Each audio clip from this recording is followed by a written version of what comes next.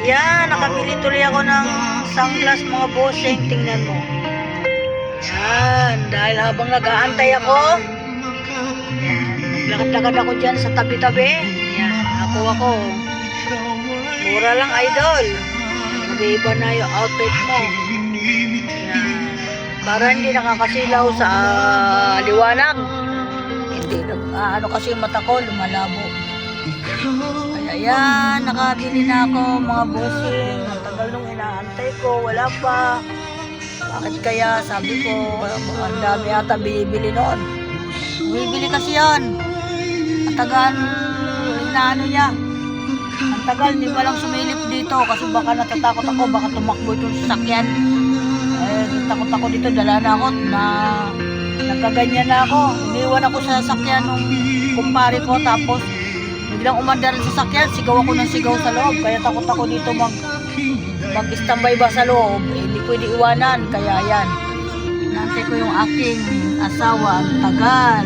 Ang dami yata binili nun. Ano kaya yung binili niya? Abang ako dito. Tagal naman nun. Hindi ko pwede tawagin kasi walang bantay dito, mga bossing. Ayan. Tagal na.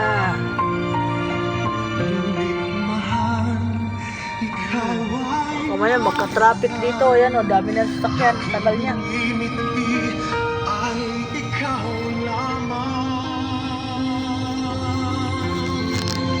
Ayan. Thank you so much. Welcome to my vlog.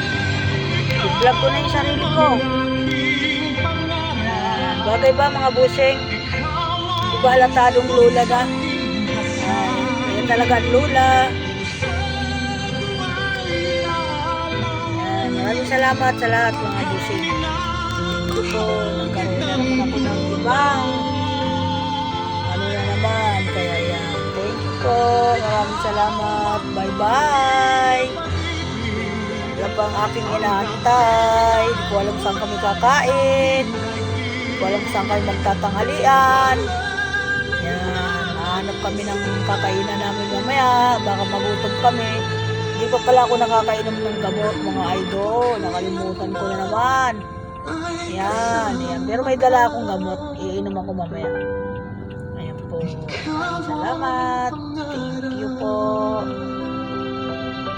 Kanina pa ako nakatambay dito. Di pa dumarating yung kasama ko.